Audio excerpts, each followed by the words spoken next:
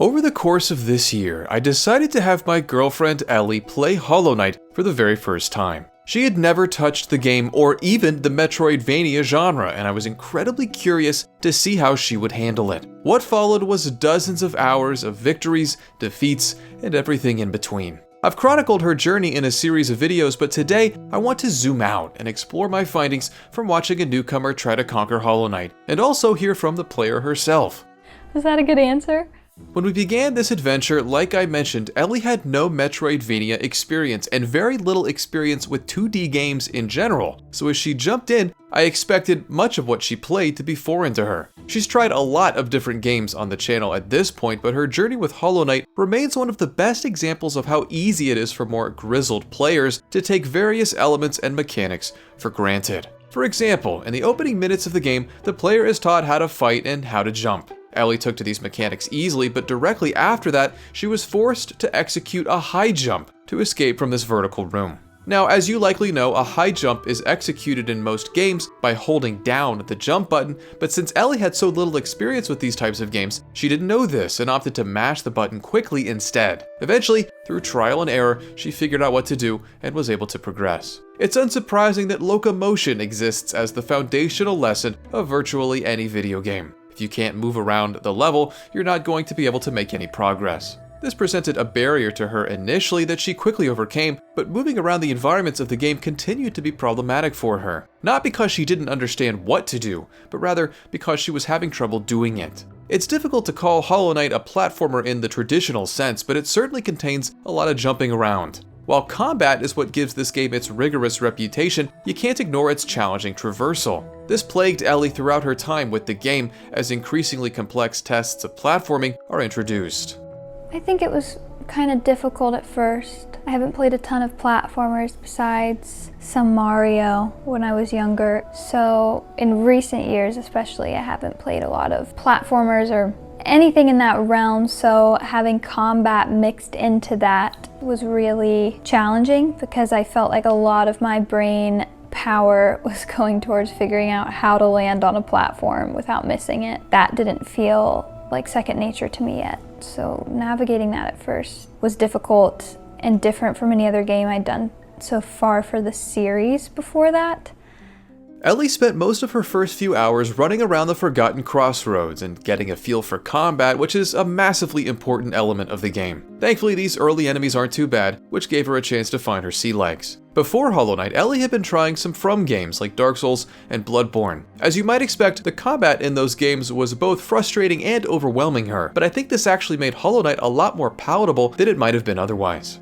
The combat here is much more straightforward and rewards more aggressive play, a style that Ellie was inclined to implement. Beyond that, Hollow Knight is 2D, and it didn't take very long for me to see just how much that dimensional subtraction was working in her favor. This was most evident during Ellie's first proper boss fight with the False Knight. In those earlier episodes that featured From games, a boss battle typically spelled the end. Other than Dark Souls' tutorial boss fight, Ellie had been unable to defeat any of them, but I could quickly see with the False Knight that victory was well within her grasp. She was actually learning his patterns, and this is where I could really see how helpful the 2D perspective was.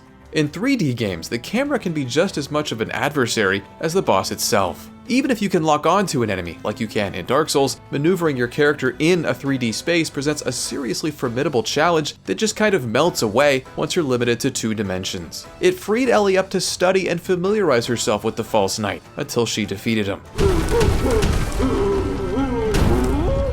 It was really nice to not have to worry about camera movements or moving around in a world or missing something because I'm facing the wrong direction. Getting myself oriented the right way was a problem in different ways, but I could see everything I needed to see all the time in an area, which I think was really good for getting my bearings and learning things around me and learning boss move sets and all of that jazz. Of course, while 2D is assistive, it can still contain copious challenge, which Hollow Knight most certainly does. After all, you only need 2 dimensions to create a non-linear experience, which is a component of the game that has consistently given Ellie a lot of trouble. As she progressed further, more of the world was becoming accessible to her, and figuring out where she needed to go was causing her a serious headache. This is, of course, just the nature of a Metroidvania, but if you've never played, these cavernous labyrinths can be incredibly confusing. Even with maps and the compass, determining where to go became increasingly frustrating for Ellie, and regularly halted her progress. It took her over 7 hours to find Hornet, at which point navigation became an afterthought.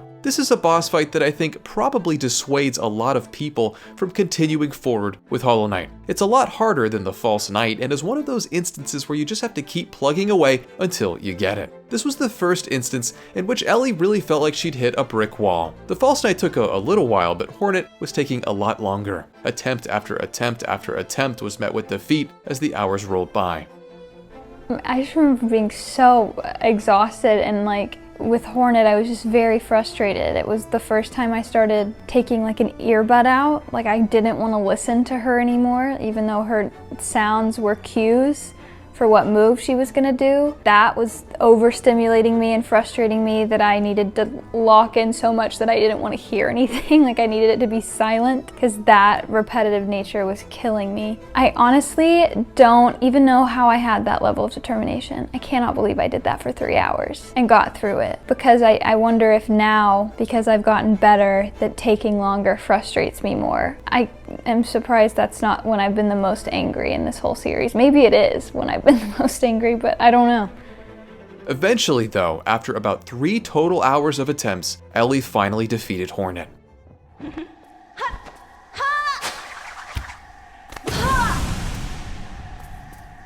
Oh my god.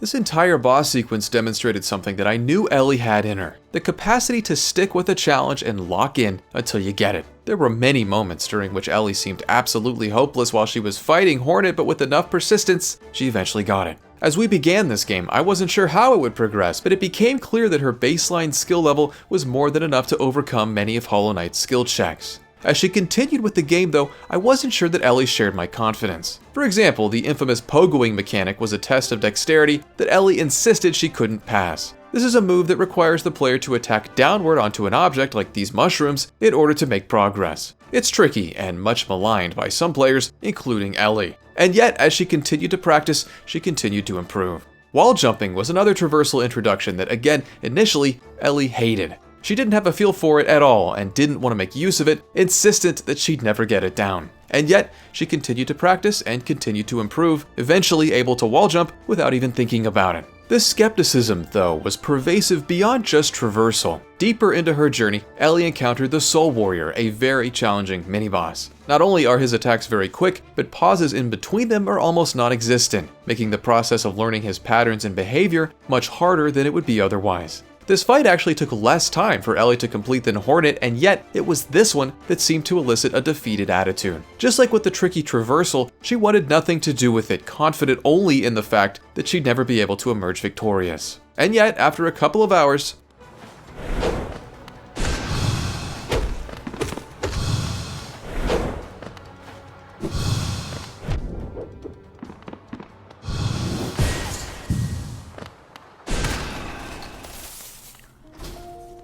Yay! That was it! that was it. Wow. Oh my god, I thought that would not come. I thought I was dead right there, for sure. As you can see, victory brought about all the euphoria you'd hope for, and this happened time and time again. You'd expect that Ellie would begin to develop a pervasive assumption that she could do anything in this game, but each time that she was presented with the next roadblock, that assumption was nowhere to be found. It's a common feeling and likely a sentiment uttered by all of us at certain moments. I recently lamented this feeling in a video essay, and even though I never felt this way while playing Hollow Knight specifically, I certainly know the feeling all too well. Still, I tend to find myself more acutely frustrated in the moments immediately after defeat. Once I've had a couple of minutes to process the loss, I tend to bounce back pretty quickly, but the despondence felt more chronic for Ellie, only alleviated when she finally overcame. I really don't know how I've pushed through so much. I guess I'm more patient than I think I am. I don't find myself to be extraordinarily patient with things, so I'm surprised that I had the patience I did. Yeah, I think I just was really frustrated and disappointed in myself a lot of the time. I don't really know how I dealt with that or processed it. Even if it was really, really hard to remind myself in the moment, it was really reassuring to see comments that you'd send me of people saying they had the same experience, or just the affirmation and validation that this game is ridiculously hard, and a lot of people felt that way, or there were people that were just like me with not a lot of experience playing it. Like, I think it's hard for me to accept something is just a difficult game. Instead, I want to think that it's only difficult because I'm not good at it. It's very easy to grow used to, well, growth. I'm only speaking for myself here, but once I become proficient at something, I stop giving myself credit. Once something feels easier, it stops feeling like an accomplishment. I think Ellie began to feel this way here. She was completing challenges that would have seemed nothing short of Herculean initially, and yet here she was pulling it off. One element of Hollow Knight that many may call annoying is the fact that retrying a boss or group of enemies isn't as simple as hitting retry. You have to actually trudge back over to the challenge from your most recent spawn point. Sometimes you're in fairly close proximity, which is the case in the Hornet fight, for example. Most of the time though, the run back isn't so simple and can end up being even more frustrating than the boss itself. This was likely most evident in the fungal wastes, which kind of drove Ellie crazy. Man, I really do struggle with this. Jones. I don't want to cry. I don't like platforming. I want to cry. How do I get up here? How am I more pissed off at a mushroom than Hornet? And still, she persevered, and no matter what challenges were presented, Ellie maintained enjoyment, even when frustration attempted to overtake her. Most games we've played for the channel have been one-offs, but with so many Hollow Knight videos, Ellie's had the chance to really get a feel for the game, and has gotten to know it a lot more intimately than most of the others. She's been able to really soak in the world, the characters, and form an understanding of what all the hype is about. I really like the game. I think it makes me stretch my typical mindset of needing to do things in a linear fashion. Like, I had to constantly remind myself I can just leave this area and go try something else, and I think that's what I love the most about it, is there is so much to explore and go do. It was difficult for me to ever feel truly stuck. I think it's a really solid game, and weirdly, as difficult as it is, I think it's really great for someone that doesn't play a lot of games. I think it's a really good push yourself, challenging game that also really lends itself well to someone that is just learning and doesn't know a ton, because you can explore a lot and learn a lot and grow a lot in the confines of the game. You don't have to enter being amazing. In our most recent episode of the series, Ellie was faced with not one, but two bosses in the same chunk of hours, the Mantis Lords and the Soul Master. These are two very formidable fights that would have been impossible when we first started. How did she do?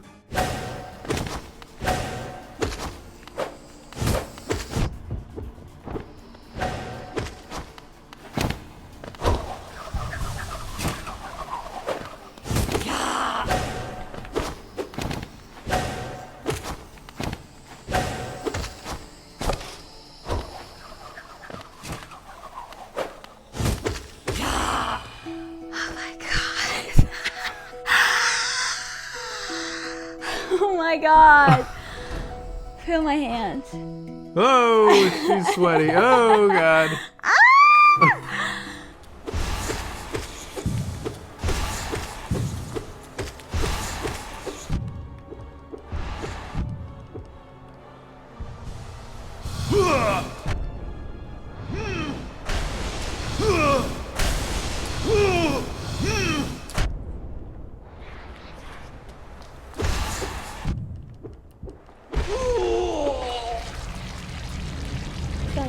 Is that it?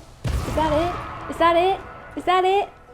Oh, hell yeah, baby. I know that's right. I'm a boss. I'm a G. Watch him come back right now, though.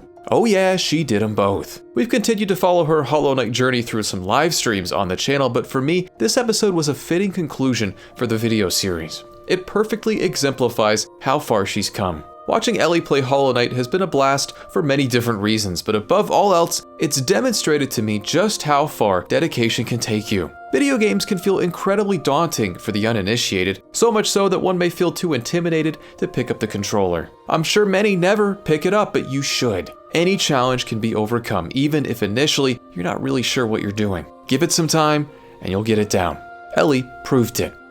I don't think I've ever felt more like a legit gamer than I did beating the Mantis Lords specifically, and then Soulmaster too. It felt like tying everything up in a bow. I think that feeling for me kind of sums up how I felt about the entire experience, and how I still feel is that playing this game and my growth with this game has really positively impacted how I will approach all other games and approach the process of making the videos, just from having the audience response that has been so kind and so encouraging and so communal, that makes other games not as daunting.